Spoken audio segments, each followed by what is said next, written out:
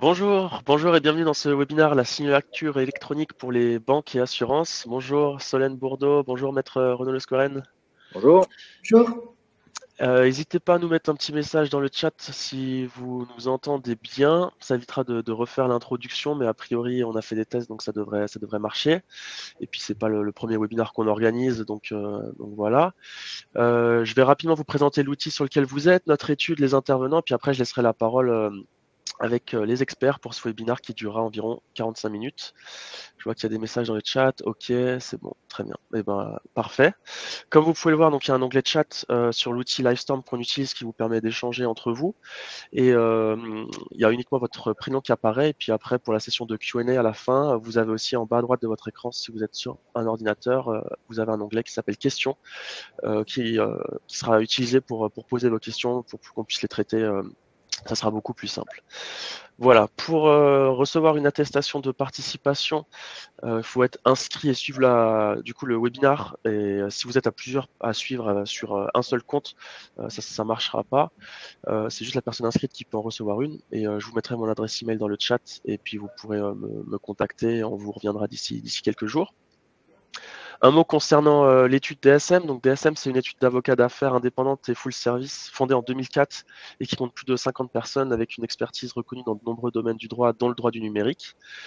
Voilà. Et au niveau des intervenants, donc il y a Maître Renaud Lesqueren qui est partenaire chez DSM et qui dispose de plus de 20 ans d'expérience dans le domaine du numérique.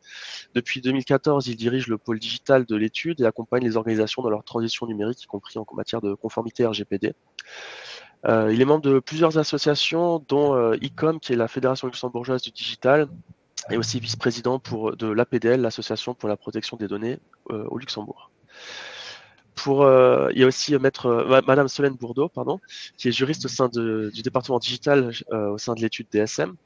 Elle est titulaire d'un Master 2 en droit de l'e-commerce et de l'économie numérique et d'un Master 1 en droit du numérique, droit privé, tous deux obtenus à l'université Paris 1 Panthéon-Sorbonne. Avant de rejoindre l'étude DSM, elle a travaillé en tant que consultante RGPD dans un cabinet de conseil luxembourgeois. Voilà, on va pouvoir commencer ce webinaire. Je vais laisser la parole donc à Maître Renaud Lesqueren et je vous souhaite une très bonne formation. Bonjour à tous. On est ravis de vous recevoir et d'organiser ce nouveau webinaire. Donc, la thématique, c'est la signature électronique avec un focus particulier pour les banques et les assurances et notamment un focus qui porte sur les possibilités d'utiliser ce genre d'outils vis-à-vis de leurs clients ou vis-à-vis de leur autorité de tutelle. On va présenter dans un premier temps les différents types de signatures, les bases juridiques qui sont utilisées. Et ensuite, on va faire quelque chose comme souvent dans nos webinaires, enfin, c'est ce qu'on essaie de faire à chaque fois, d'avoir une approche pragmatique, de sorte à ce que, en sortant de cette présentation, vous ayez quelques tips en tête et que ça vous soit immédiatement utile d'avoir suivi cette formation. Donc les slides pourront être diffusés par la suite. Voilà.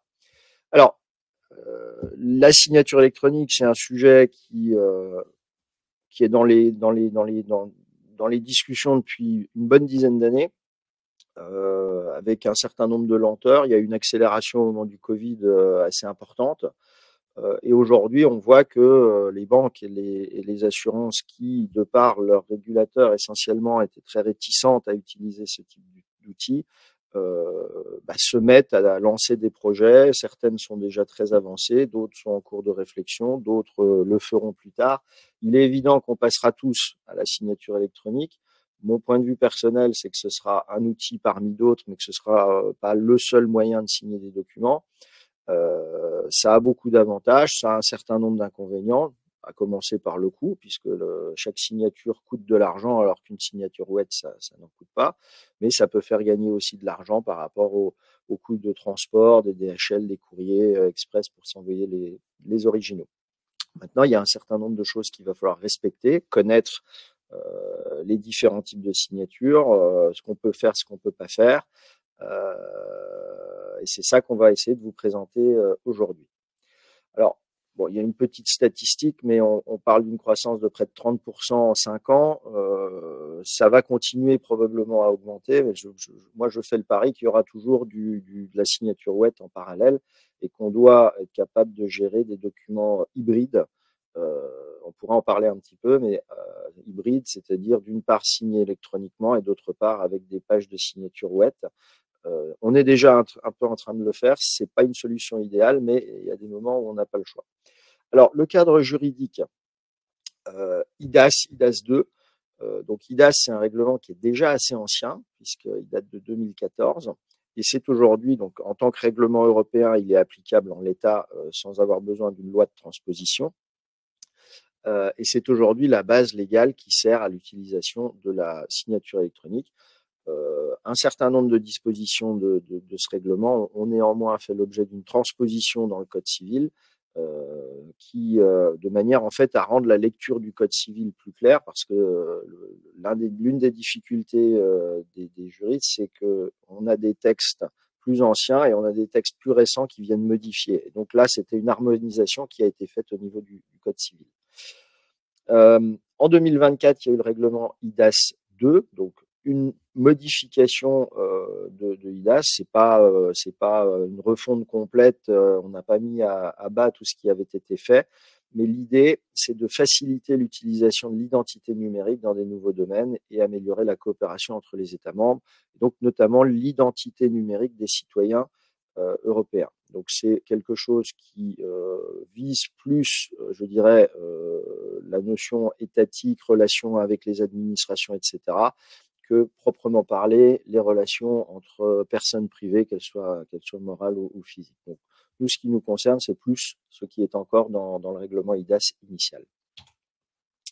Alors, la signature électronique est de 3 types: simple, avancée, qualifiée. Quand on vous envoie un DocuSign, bien souvent, vous n'arrivez pas à savoir ce qu'on vous demande. Ou plutôt, vous n'allez pas nécessairement être capable instantanément de déterminer si vous êtes en signature simple, avancée ou qualifiée. Pourtant, être capable de faire cette distinction, c'est fondamental. C'est le b.a.-ba, c'est le point de départ pour savoir si ce que vous allez signer est juridiquement solide, moyennement solide ou pas solide du tout. Alors, le niveau de base, c'est la signature électronique simple. Alors très concrètement, qu'est-ce que c'est? C'est vous recevez un email, vous cliquez sur un lien, vous remplissez votre email et vous êtes censé avoir signé le document. Ou alors, il y a une signature préenregistrée qui se met sur le document, mais vous validez le tout par un simple email. Donc, ce qu'il faut comprendre, c'est que dans ce cas-là, il n'y a pas de vérification qui est faite. Vous pouvez créer un email renaultskeren.gmail.com. Personne ne vérifie chez Gmail si c'est Renaud Leskeren qui l'a créé. Et à partir de là, vous allez signer au nom de Renaud Leskeren. Donc, il n'y a aucune vérification d'identité qui est faite. C'est possible d'utiliser ce genre de document contractuellement dans 2 hypothèses, disons. Et on a des dossiers où ça se fait, mais il faut mettre en place 2 choses. La première, c'est il faut que ce soit contractualisé dans le document que vous avez signé, que vous pouvez utiliser ce type de signature simple. Donc, il faut qu'il y ait une clause spécifique. Et ensuite, il faut qu'il y ait des confirmations qui soient envoyées. Donc, ce qui se passe en général pour l'utilisation de signature électronique simple, c'est que derrière, les signataires vont utiliser leur adresse email, vont envoyer les documents avec un texte dans l'email qui confirme qu'ils sont bien les auteurs de ce document. Le deuxième point, c'est qu'on ne peut le faire qu'avec des gens dont l'adresse email est connue, utilisée de longue date, etc. Vous ne pouvez pas le faire avec des gens que vous ne connaissez pas. Donc, c'est quelque chose qu'on évite au maximum, la signature simple. Ça crée des problématiques de sécurité qui sont évidentes, parce que si Renaud Leskeren, si moi je reçois un document avec ma signature électronique simple et que je décide de la contester, la charge de la preuve reposera sur ceux qui l'utilisent. Et en fait, s'ils n'ont pas un faisceau d'indices constitué par mon mail, par le mail de confirmation dont j'ai parlé, constitué par le fait que c'est la même adresse qui a été utilisée depuis longtemps, etc., ils n'auront rien et le document finalement ne me sera pas opposable et ne remplira pas la fonction juridique qu'il est censé remplir. Donc, solution, voilà, qu'on peut garder à l'esprit. Si on l'utilise, il faut être très précautionneux et se prémunir avec un faisceau d'indices, on en reparlera un petit peu plus tard. Mais dans l'immense majorité des cas, c'est une solution à bannir. Le deuxième niveau de signature électronique, c'est la signature avancée. Donc, elle doit remplir un certain nombre de critères, satisfaire aux exigences de l'article 26. Donc, les exigences, c'est être lié au signataire de manière univoque, permettre d'identifier le signataire, créer à l'aide de données de création de signature électronique sécurisées, donc un niveau de confiance élevé, et être lié aux données associées. Donc, très concrètement, comment ça se passe une signature avancée? C'est une signature où il y aura un certain nombre de vérifications d'identité qui auront été faites au préalable. Mais on n'est pas dans le qualifié. On verra la différence avec le qualifié. En gros, dans l'avancée, vous avez un tiers qui va vérifier un certain nombre de critères, qui va vérifier votre identité, mais ce tiers ne remplit pas les conditions pour être considéré comme un tiers qualifié, ce qu'on verra dans quelques minutes. Donc, en pratique, comment ça se passe? Par exemple, nous, on utilise une solution qui permet, qui est une plateforme SaaS qui permet de vérifier différentes choses. Donc, quand vous vous inscrivez, alors pour pouvoir signer un document qualifié avec notre système, mais le système qui est en développement et qui a été lancé il y a peu de temps par Post et LuxTrust fonctionne de la même manière. Vous devez tout d'abord ouvrir un compte, donc sur la plateforme. Donc moi, je vais devoir, avec mon adresse email que j'utiliserai par la suite pour la signature, je vais devoir m'inscrire, enregistrer le compte, remplir un certain nombre de données. Je vais envoyer une pièce d'identité, un passeport, qui sera vérifié par la plateforme. Alors, par curiosité, quand je m'étais inscrit sur cette plateforme, j'avais envoyé un passeport périmé. Il a été rejeté. Donc, il y a quand même une vérification qui a été faite. Donc, une fois que vous avez créé ce compte, vous avez des identifiants. Ensuite, vous allez recevoir au moment de la signature un lien sur votre adresse email. Vous allez cliquer dessus. Il faudra que vous entriez les données du compte. Donc, vous allez entrer sur la plateforme en étant identifié. Et au moment de la signature, il y aura une vérification encore supplémentaire. Donc là, on parle de triple authentification. Vous allez recevoir un SMS avec un code unique. Et ce code unique, vous allez devoir le remplir dans le document que vous avez signé. Donc, on a ce triple niveau. Alors, ça peut être double niveau ou triple niveau. Et dans l'exemple que je donne, le triple niveau, c'est la création d'un compte avec vérification d'identité, la réception d'un email où vous allez ensuite vous connecter au compte, et ensuite la réception du code unique que vous allez inscrire pour pouvoir signer le document. Ensuite, les autres aspects, ça fonctionne toujours pareil. Une signature électronique, c'est un document PDF dans lequel il y a un container, et ce container contient un certain nombre de données personnelles qui vous identifient, et on ne peut pas séparer le container du PDF sans que ça soit visible. Donc, informatiquement, on ne peut pas les séparer. Donc, vous avez un document où les données d'identification sont complètement liées au PDF et on ne peut pas le casser. En tout cas, en principe, on ne peut pas le casser. Après, avec la puissance informatique, peut-être qu'on pourra un jour casser les vieux PDF, mais aujourd'hui, la puissance, en principe, ne permet pas de le faire. Alors, sur la reconnaissance jurisprudentielle d'une signature avancée, vous doutez bien que parfois, de bonne foi ou de mauvaise foi, il y a des débats autour de la validité de ces signatures.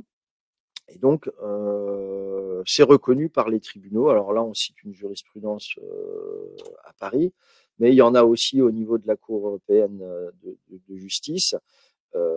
Et donc, à partir du moment où on a ces éléments d'identification double ou triple, les tribunaux, sauf s'il y a vraiment des éléments techniques particuliers, donc c'est un renversement de la charge de la preuve qui s'opère, mais par principe, la signature électronique qualifiée va être reconnue comme valable, sauf si celui qui en conteste l'authenticité est capable de fournir des éléments probants qui justifieraient qu'il y a eu un problème.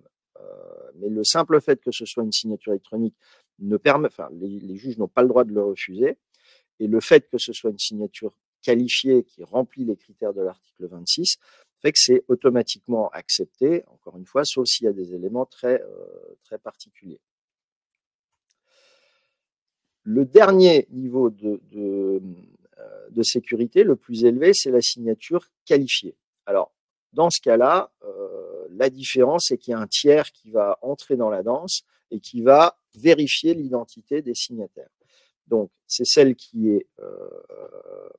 et donc, enfin, cette signature, pour qu'on puisse, et encore une fois, on va regarder ça un peu plus tard, mais pour vérifier le niveau de sécurité dans lequel on se situe, il y a toujours, avec le PDF, un deuxième document qui est le certificat de signature électronique. Selon les plateformes, aujourd'hui, la plupart des plateformes sortent deux documents séparés. Donc, vous avez le document signé avec les signatures. La plupart du temps, c'est une signature automatique qui est générée par la plateforme. Vous avez quelques informations qui sont disponibles sur le document et vous avez un deuxième document PDF qui est le certificat. Donc, la plupart des plateformes sortent deux documents. Aujourd'hui, certaines permettent d'en sortir un seul, donc un PDF joint, avec le document que vous avez signé et le certificat. Vous devez toujours avoir ce document. Si vous avez un document signé électroniquement mais que vous n'avez pas le certificat, vous n'êtes pas capable de savoir ce que vous avez dans les mains. Donc, c'est à bannir. Vous devez absolument toujours penser à ce certificat. Donc, pour revenir sur la signature qualifiée, il y a un principe d'équivalence. Donc là, le juge, il n'a pas le choix. Il ne peut pas la rejeter en disant « j'ai des doutes sur la validité ». C'est comme un document original qui lui serait présenté. Là, il y a vraiment un principe d'équivalence avec le contrat manuscrit. Comme c'est un règlement européen, ces trois niveaux de signature ont un principe de reconnaissance mutuelle et donc tous les États et tous les tribunaux des États européens devront les recevoir et les accepter de la même manière. Donc, la différence avec la signature qualifiée, c'est qu'il faut un tiers de confiance.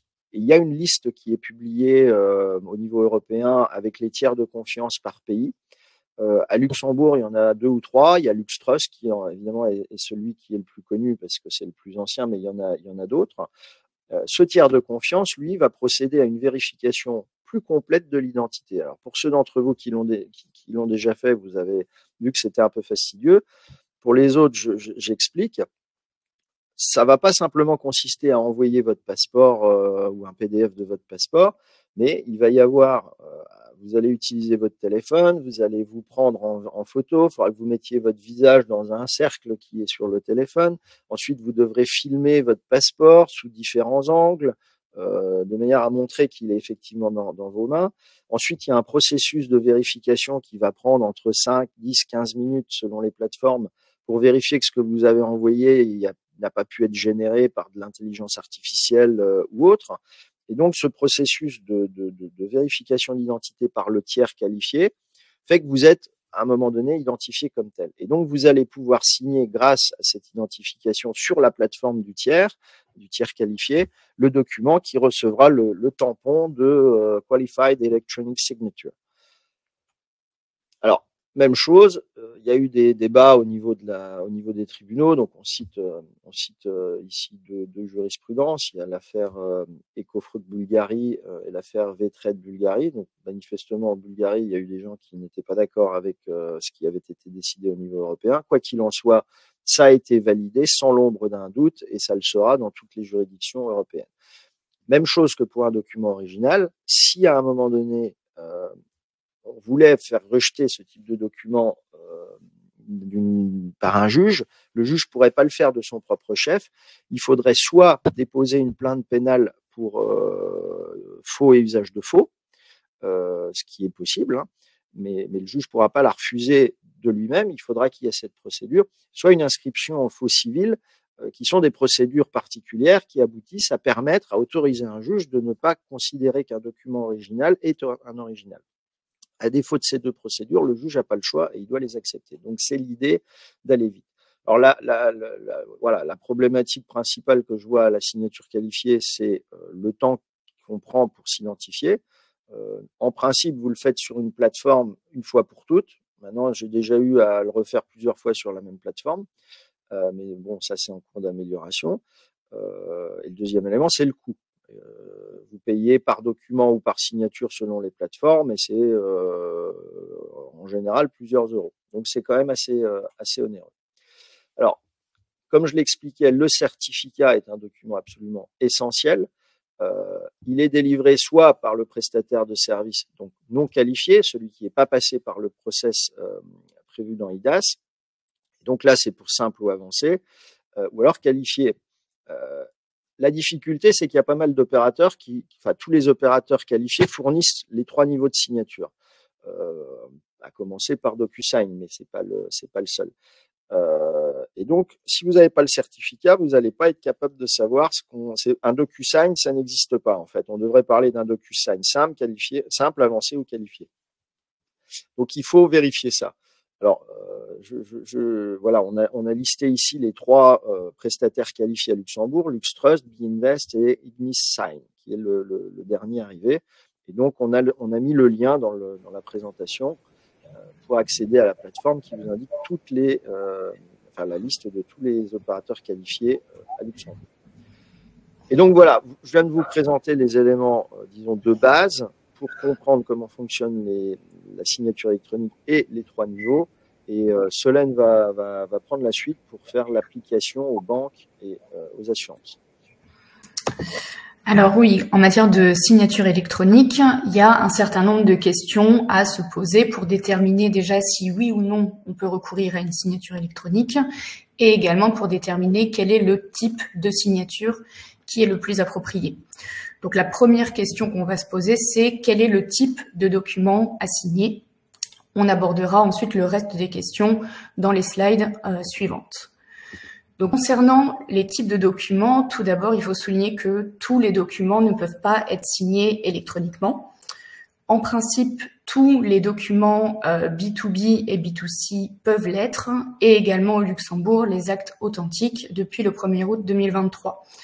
Il y a également un certain nombre d'exceptions, comme les actes administratifs, des contrats de gage ou de garantie, mais les exceptions et les règles qui vont nous intéresser aujourd'hui sont davantage les documents qu'on peut signer ou non, et disons les règles qui découlent de règles ou de pratiques sectorielles. Alors peut-être une remarque, le règlement EIDAS a en fait pour objectif de faciliter l'utilisation de la signature électronique, mais il ne vient pas imposer l'usage de la signature électronique. Le recours à la signature électronique relève en réalité de la liberté contractuelle quant à la forme du contrat qui est signé, et donc chaque partie, on ne peut pas contraindre l'autre partie à signer électroniquement, et on ne peut pas être contraint à signer électroniquement un document. Alors déjà, un premier aperçu des règles sectorielles, quand on s'intéresse donc à ces pratiques, aux spécificités, dans le secteur des banques et assurances, ces spécificités touchent notamment à tout ce qui est notification, requête et reporting aux autorités compétentes, donc notamment le CA et la CSSF. Ces autorités prévoient des exigences particulières quant à la transmission de démarches et de reporting. Mais ce qui est intéressant de noter, c'est surtout la différence d'approche entre ces deux autorités. On a d'un côté la CSSF qui a plutôt tendance à introduire et généraliser le recours à des moyens de communication sécurisés comme SOFI, eFile, eDesk, ou qui met même à disposition des API pour le transfert de documents dans le cadre de reporting. Mais la CSSF ne prend pas vraiment position sur le recours ou non à la signature électronique. De l'autre côté, on a le CAA qui admet les reportings via des moyens de communication sécurisés, donc SOFI et eFile, mais qui prévoit des guidelines spécifiques pour le recours à la signature électronique. Un élément qui peut être intéressant de souligner également, c'est que, alors c'est un point commun entre les reportings CSSF et les reportings auprès du CAA, c'est l'utilisation de moyens sécurisés pour l'échange d'informations que sont SOFI et eFile. Mais ces moyens de communication sécurisés, en fait, visent à sécuriser la communication des informations et ne constituent pas une signature électronique au sens du règlement EIDAS. En réalité, il s'agit de ce qu'on appelle des certificats d'authentification de sites Internet. Enfin, ils reposent sur des certificats d'authentification de sites Internet, mais ne constituent pas en soi des signatures électroniques. Alors, si on regarde d'un peu plus près comment les choses se passent et quelles sont les règles dans le secteur de l'assurance, il existe une circulaire du CAA qui est relativement récente, qui date de juin 2023, où le CAA détermine des lignes directrices pour des courriers, des notifications qui ne transitent pas par SOFI et e-file. Donc vraiment, le CAA distingue, il y a le reporting via SOFI e-file et les autres formes de reporting. Et donc, sur ces autres formes de reporting, le CAA admet le recours à la signature électronique sous réserve de respecter certaines conditions, certaines exigences. Notamment, le CAA, si on décide en fait d'utiliser la signature électronique, le CAA exige que ce soit une signature électronique qualifiée. Donc, il ne sera pas possible d'utiliser une signature électronique avancée pour signer ces reportings qui passent par un autre chemin que SOFI et e-file. Autre condition, avant de pouvoir communiquer des documents signés électroniquement au CAA, il faut avoir rempli un questionnaire type et l'avoir transmis au CAA. Et dernière remarque sur les lignes directrices qui sont fixées par le CAA, en effet, l'autorité se réserve le droit de refuser l'usage de la signature électronique si les conditions qui sont prévues dans le questionnaire type ne sont pas ou ne sont plus remplies par l'entité qui communique avec le CAA. Donc, dans cette lettre circulaire, il y a également une annexe où le CAA liste de manière non exhaustive les types de requêtes qui sont notifiées donc par le dirigeant agréé et qui peuvent être signées avec une signature électronique, mais toujours uniquement une signature électronique qualifiée. On a mis le lien de cette circulaire, donc vous pourrez aller consulter la liste intégrale des documents pour lesquels le recours à la signature électronique qualifiée est admis par le CAA.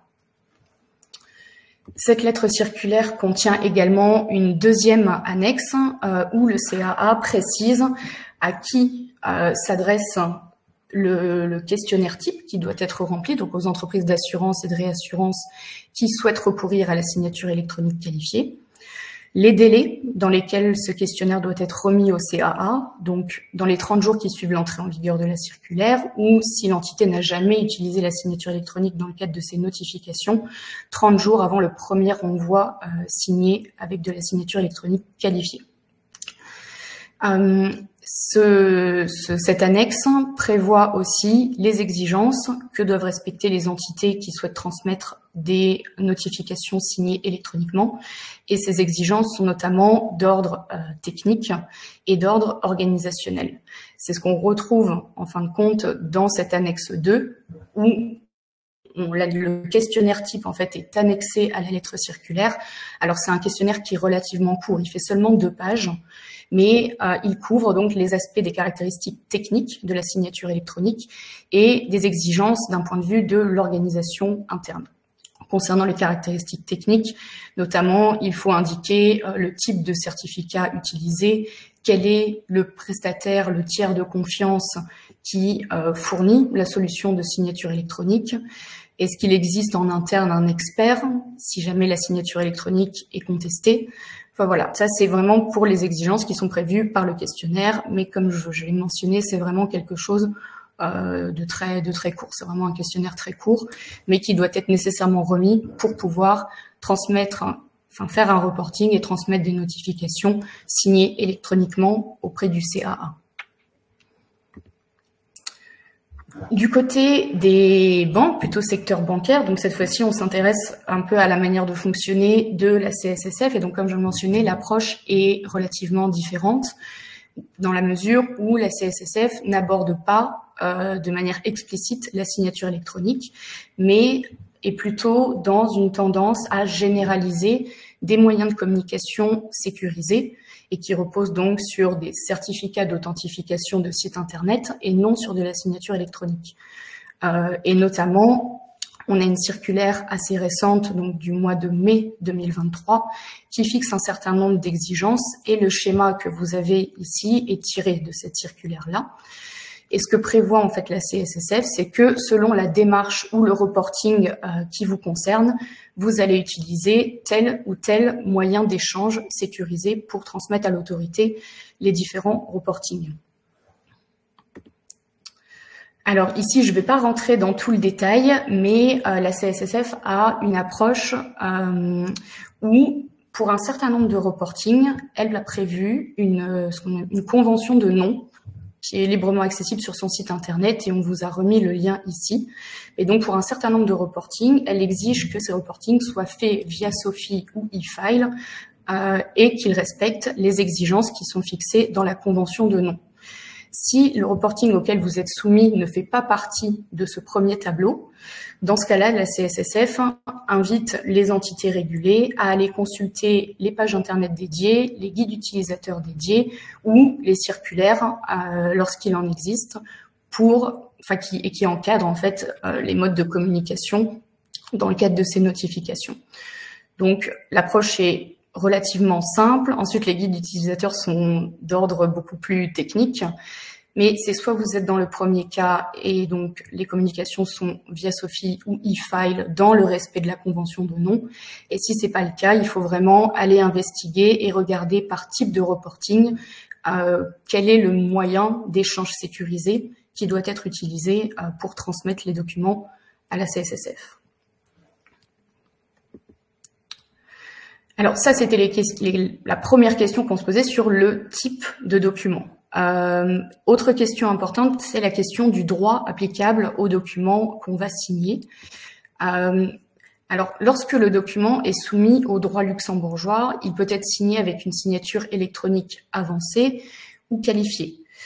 En revanche, la question se pose lorsque le document est soumis au droit d'un autre État membre de l'Union européenne ou au droit d'un pays tiers.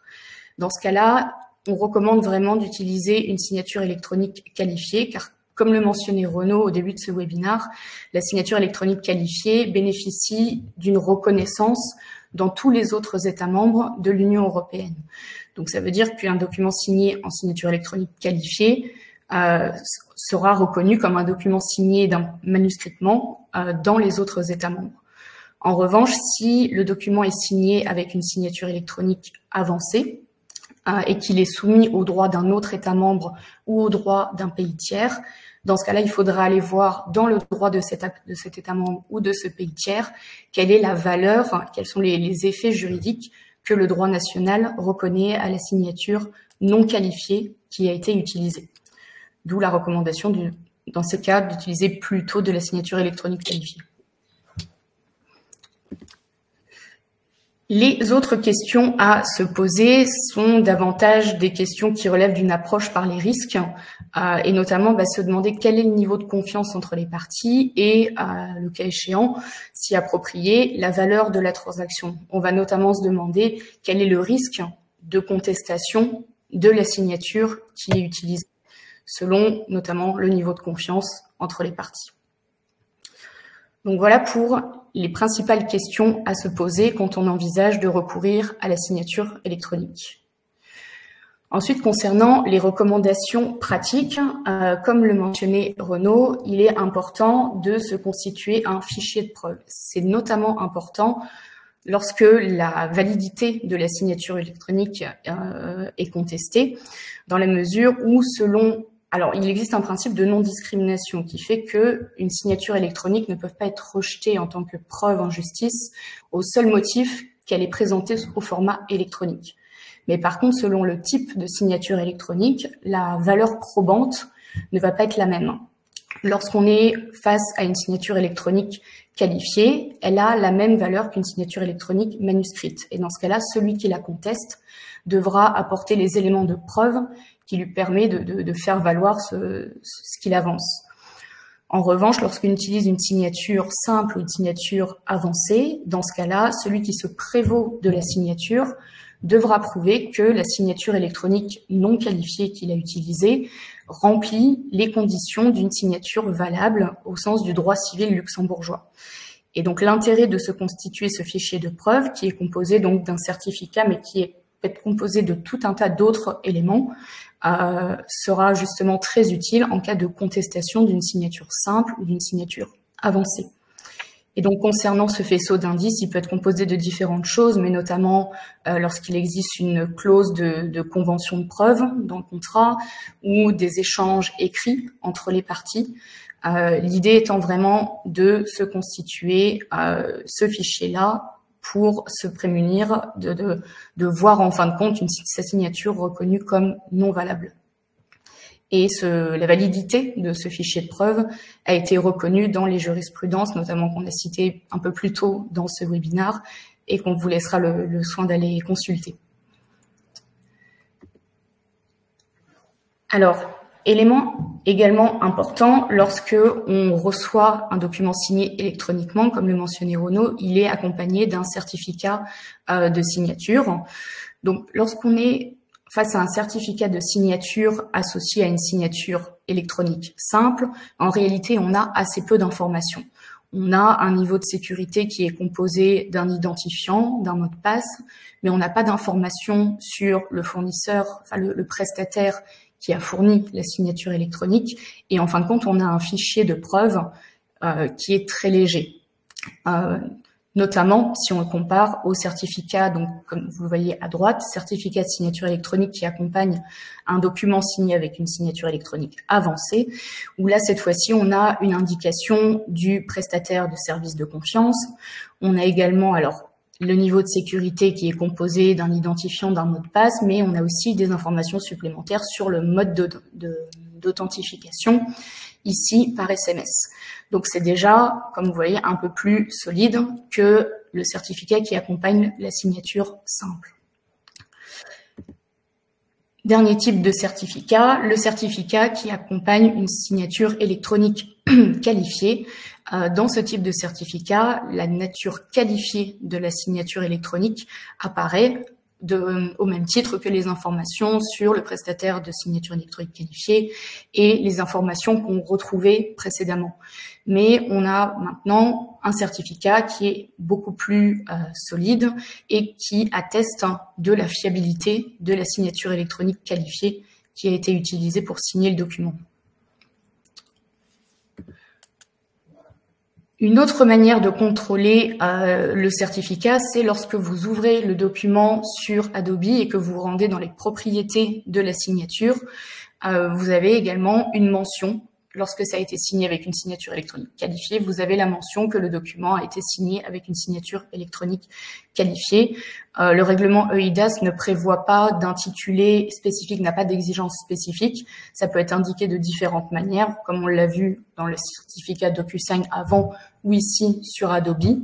Mais en tout cas, lorsque c'est signé avec une signature électronique qualifiée, c'est indiqué expressément. Et donc, il est possible de vérifier la nature de la signature électronique. Donc, sur les recommandations pratiques, vraiment, si vous utilisez la signature électronique, on recommande d'être très vigilant à se constituer un fichier de preuve qui soit solide et qui soit le plus complet possible. Et lorsque vous recevez un document qui est signé électroniquement, avoir toujours le réflexe d'aller contrôler le certificat de signature électronique qui accompagne le document. Alors, non, vas-y, je t'en prie. Non, je ne sais pas si tu veux ajouter quelque chose. Je voulais juste pour les questions. Aborder quelques points particuliers de vigilance. D'abord, vérifiez bien, comme ça a été dit, le droit auquel le document est soumis. Pourquoi ? Parce que si vous êtes sur un droit hors Union européenne, donc les droits en Union européenne, il y a une reconnaissance comme on l'a expliqué. Comme l'a dit Solène, la pratique des tribunaux peut peut-être varier par rapport à l'acceptation de la signature avancée, mais en principe, on est quand même sur quelque chose de stable, de solide et d'équivalent dans tous les pays de l'Union européenne. En revanche, si vous êtes sur un pays non Union européenne, là, vous savez même pas si la signature électronique est reconnue. Donc, potentiellement, vous pourriez avoir un risque si c'est un contrat, se retrouvait devant un juge dans un État tiers et que le juge dise nous, on ne reconnaît pas la signature électronique. Donc, votre truc, il tomberait. Et, donc, c'est un point que vous devez vérifier, quitte à demander la confirmation par un avocat local de la validité de cette signature. Ça, c'est le premier point. Le deuxième point, très pratique, comme on l'a expliqué, tous les contrats peuvent être signés par une signature électronique. Les exceptions, c'est quand la loi prévoit une signature particulière. Par exemple, les actes notariés, jusqu'à l'année dernière, j'ai plus la date exacte en tête, mais c'est assez récent, les actes notariés ne pouvaient pas être signés par les notaires de manière électronique. Voilà, 1er août 2023. Aujourd'hui, il y a une loi qui permet aux notaires de passer des actes électroniques. Moi, j'ai encore pas vu de notaire qui était équipé. Ils sont en train, je crois que la Chambre des notaires est en train de travailler sur la plateforme. Dès que ce sera fonctionnel, la loi est déjà là, donc on pourra faire comme ça. Par exemple, en France, vous ne signez d'ailleurs, à ma connaissance, plus d'actes notariés sans qu'il soit électronique. Même si vous êtes chez le notaire, vous allez signer sur une tablette. Donc ça, il peut y avoir des exceptions qui sont prévues par la loi. Mais s'il n'y a pas d'exception prévue par la loi, vous pouvez utiliser la signature électronique. Et par exemple, dans les relations avec vos autorités de tutelle, si vous êtes sous la supervision du commissariat aux assurances ou de la CSSF, ce sont des règles de sécurité. Mais dans l'absolu, le texte est là, la reconnaissance juridique est là. Il n'y a aucune raison qu'on vous refuse une signature électronique. Alors, on a des retours du marché, notamment par rapport au CA. Il y a des difficultés pour accepter des documents signés électroniquement. Ça, c'est quelque chose qui est tout à fait challengeable parce que, encore une fois, le texte est là. Il n'y a pas d'exception dans la loi qui permettrait de dire ça j'accepte pas pour ces reportings. Et donc, on est dans une problématique de sécurité. Donc voilà, c'est une question de où est-ce qu'on met le curseur, qu'est-ce qu'on accepte et quelque part de pratique administrative. Donc la pratique administrative ou réglementaire ne doit pas faire oublier qu'il existe un texte de loi, ce règlement IDAS, qui permet d'utiliser ça. Donc voilà, si on vous refusait des éléments, je ne sais pas si vous m'entendez encore. Donc, si on vous refusait des éléments que vous auriez soumis au motif que c'est une signature électronique qualifiée, en principe, c'est pas recevable, ni de la part d'une autorité, ni de la part d'une contrepartie. Concernant maintenant les contrats privés, évidemment, tous les contrats privés peuvent être signés de manière électronique. On vous recommandera d'utiliser une signature électronique qualifiée parce que c'est la plus solide, évidemment. Mais dans l'absolu, vous pourriez signer électroniquement des contrats, même en signature simple. Si vous allez chez Poste acheter un téléphone, on va vous faire signer sur une tablette, ce sera de la signature simple. Mais vous l'avez fait dans le magasin, on a vérifié votre ID, etc. Donc il y a ce fameux faisceau d'indices dont parlait Solène qui permet de garantir Poste que c'est bien vous qui avez acheté le document. Mais néanmoins, quand vous signez sur la tablette pour dire je signe le contrat d'achat de mon téléphone, en principe, c'est de la signature simple.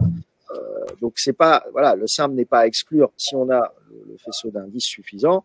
Maintenant, si vous êtes sur des contrats de valeur importante avec des gens que vous ne connaissez pas, où il y a potentiellement des risques de litige derrière, parce que c'est complexe, parce que c'est long, parce que c'est ci ou ça, vous pouvez utiliser la signature électronique et on vous recommandera d'utiliser une signature qualifiée de manière à ce que par la suite, ce soit pas un élément que les avocats vont utiliser pour échanger 5 ou 6 jeux de conclusion sur le fait de savoir si oui ou non le document a été juridiquement valablement signé. Donc si vous voulez éviter ça, prenez de la signature qualifiée, gardez votre faisceau d'indices, gardez bien votre certificat et à ce moment-là, vous pouvez à peu près tout signer. Alors, il y a encore une question qui vient d'arriver. Signature qualifiée. Je reste libre d'accepter ou de refuser de ce mode de signature et je ne peux exiger que le document soit signé de manière manuscrite. Alors, il y a un principe de reconnaissance. Effectivement, en principe, vous ne pouvez pas refuser une signature électronique. Maintenant, il y a une des questions qui porte sur la notion hybride et j'en parlais en introduction. Le contrat hybride, pour qu'un contrat soit signé, il faut qu'il soit signé par les deux parties. Si on parle d'un contrat synagmatique avec deux parties. Il faut qu'il soit signé par les deux parties. Si c'est un contrat manuscrit, même chose. On peut prévoir dans le contrat une clause qui dit on va prévoir des pages de signature séparées. C'est-à-dire que les documents vont pas être signés en même temps parce que les gens sont jamais dans la même pièce au même moment et on va mettre des pages de signature. S'il y a une clause qui l'autorise, à ce moment-là, c'est parfaitement valable. Là, pour un contrat électronique, c'est la même chose. La règle, c'est que tout le monde doit signer électroniquement. Pourquoi? Parce que le sceau, le fameux container dont je parlais tout à l'heure, va être intégré dans le PDF. Donc, si vous avez qu'une des deux parties qui signe, vous avez le sceau que d'une des deux parties dans le PDF. Donc, ce ne sera pas considéré comme ça, comme étant un contrat valable. Et si vous vous retrouvez avec ça, plus un contrat manuscrit, Ce ne sera pas un contrat valable, ce sera ce qu'on appelle un aide minicule, un commencement de preuve par écrit, qui sera difficilement contestable en justice, mais qui pourra néanmoins l'être. Sauf si vous avez inclus dans votre contrat une clause qui dit ce contrat pourra être signé de manière hybride, avec l'une partie qui signera électroniquement et l'autre qui signera de manière manuscrite. Et à ce moment-là, comme il y a un accord des parties sur cette signature hybride, votre document sera parfaitement valable et vous aurez simplement à conserver dans votre dossier le document qui aura été signé en wet et puis le document qui aura été signé électroniquement. Et si à un moment donné, le juge demande la production de l'original comme il est toujours en droit de le faire, vous lui fournirez ces deux éléments. D'un côté, l'élément électronique pour la partie qui est signée électroniquement. De l'autre, vous présenterez le document original wet et puis ça réconciliera les deux parce qu'il y a cette clause. S'il n'y a pas cette clause, vous n'aurez pas un contrat valable. Et pour les reporting KYC, les contreparties, donc dans quel contexte on se situe? Les reporting KYC de qui, auprès de qui? Les contreparties, lesquelles peuvent-elles refuser une signature simple avec un certificat? Là, j'ai pas assez d'informations pour répondre. Encore une fois, une signature simple, tout le monde va la refuser. Voilà, ça vaut quand même très peu. Donc oui, normalement, moi, par exemple, quand on a des clients qui nous amènent des contrats en signature simple, en dehors des cas très précis que j'ai évoqués, on les refuse systématiquement en disant faut pas compter là-dessus parce que devant un tribunal, on aura quand même beaucoup de difficultés si la contrepartie dit c'est pas moi qui ai signé, on pourra rien prouver. Voilà, je pense qu'on est arrivé au bout de notre temps. On est resté dans les 45 minutes comme on essaie toujours de le faire.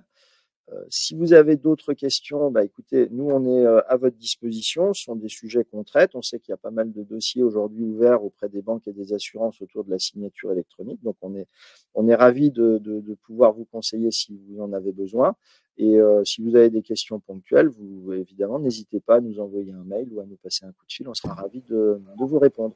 Merci beaucoup. Merci. Merci Solène. Bonne journée à tous. Au revoir. Merci, bonne journée.